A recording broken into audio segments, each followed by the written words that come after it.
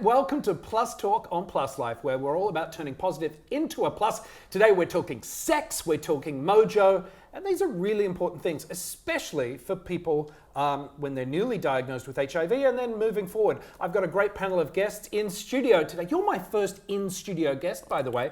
Dr. Carrie Jacobs, clinical psychologist and sex therapist. Thank you for being here.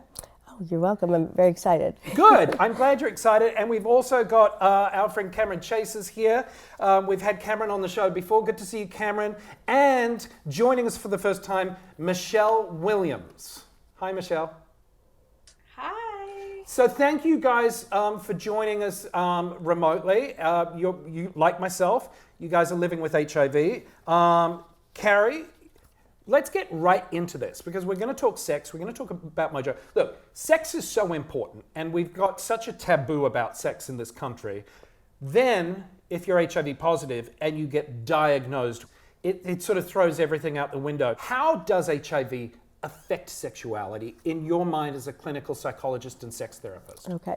You have to get to a place where you feel confident with yourself and, not let the diagnosis dictate who you are. Guys, jump in and tell me if I'm wrong. I don't think I'm too out there to say that when you get that HIV diagnosis, you go, that's it, I'm broken, shop's closed, I'm done. Now, that's hard for anyone, let alone I was diagnosed when I was 27. Michelle, what was your experience when you got the news? How did you feel about, how old were you, and how did you feel about sex moving forward in that moment?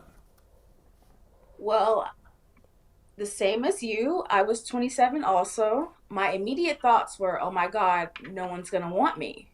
No one's going to find me attractive or sexy, or I'm never going to find myself attractive or sexy. And I kind of cut that part of me off for a little while.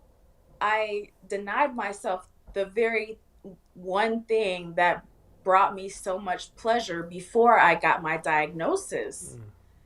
And I've always been a sex positive person. I've always been just very secure in my sexuality and confident. And a lot of people around me found that taboo, as you all were saying before. It's taboo to love yourself and be comfortable in your sexuality, and I didn't think that way. My thoughts were always like, how do you think we got here? Right. I love that attitude, don't you? Absolutely. And you make such a good point about it because the reality is, there's still stigma today. It's been going on for so long. But I think what I was saying is when people kind of, say this doesn't define me and they educate themselves and they're able to even further help others. I think it works in two different ways. It's like, you feel good about yourself and then the person who, you connect with, who has somebody to connect with as well, it really kind of takes away so much because, there's so many people that are going through it and it's helpful on both ends. And I think that's so crucial because I think deep down we all really want a sense of community. Of course. And we know that an HIV diagnosis is still so stigmatized. Cameron, what was your experience like? Did you feel a similar kind of thing? Like, that's it? How old were you when you were diagnosed? And how did that play out for you in the following months or weeks or years or whatever? Yeah, so mine was a little bit more of a strange situation as I had been misdiagnosed with mono. And so for about 8 months, I was just like getting more ill and sicker. And I just kind of was like, well, it's mono. And so when I actually found out that it was HIV, it was a very different sort of feeling where I was like, okay, the very first thought was not necessarily I'm closed for shop. My first thought was I need to get better. And then as I started to feel better, that's when the reality started to hit where it's like, okay, I'm starting to feel like more myself. I'm getting back, I'm getting my health back. But then at the same time, that starts to grapple with, okay, but what now? Like first it was getting better. And now it's like, what do I do moving forward?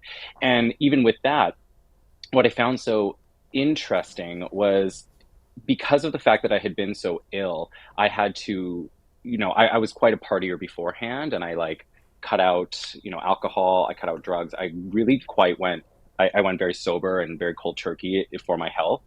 And so on top of already trying to figure out, okay, what does sex look like for me moving forward, I also had to deal with it with like a very clear head.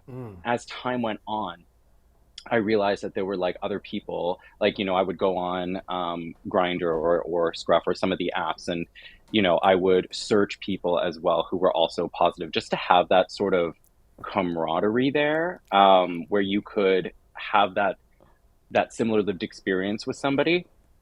And through being able to talk about things and sort of then starting to slowly dip my toe back in, I got much more comfortable with myself. And honestly, like, my mojo is the best it's ever been. Well, we'll get to I'm like, we'll get to that in a second. I want to add to what you're saying, and I'm so happy that you said that, because one thing, I was talking about, the connection, sense of community, and there's such a sense of safety and, communication between everybody, and it really does help because, going back to, the education and advocating, you meet so many people in this process, and it works beneficially for everybody. And so with what you said, that's a huge thing, because you're in a sense of community where you can find other people, and it really does make a difference. Can I, to touch on that sense of community, I think, there are people who have experiences that also sort of perhaps go down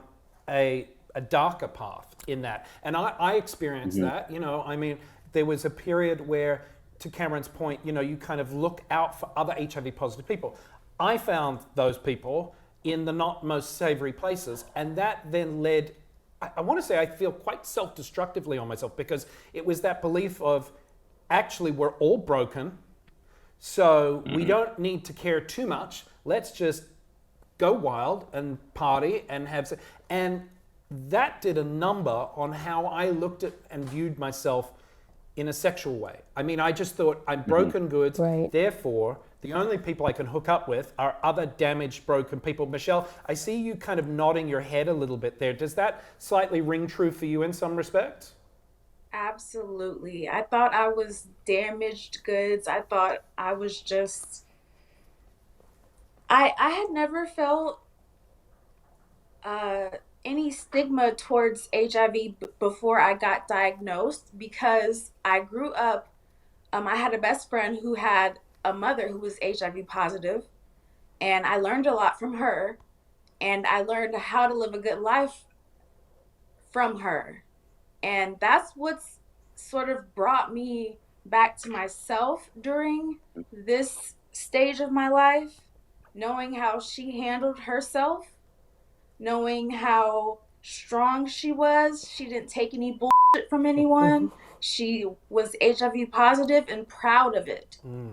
And that's interesting. What are some of the first steps, Doctor, that we can take to get out of that mindset, to get out of that I'm broken? We talk about getting educated and stuff, and that's important and part of it. But how do you start to pick yourself up off the floor and be able to, and it is a constant work. I'm still a work in progress. I still look in the mirror and go, I don't like who I see. Absolutely. What are some advice you would give to people to start to elevate themselves? So I kind of compare it sometimes where people can look at it differently, where, with a death or a trauma, we go through different stages of emotions, where there's denial, and then when you get to the point of acceptance, it's a different change. But in that process, it is, finding a support system, reaching out to people.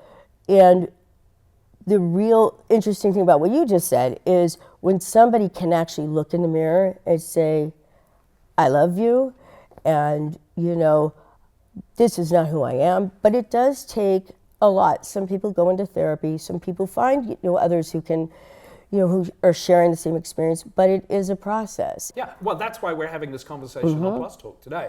That's going to do it for part one of this conversation, but don't worry, we've got more sex and mojo talk next week on Plus Talk.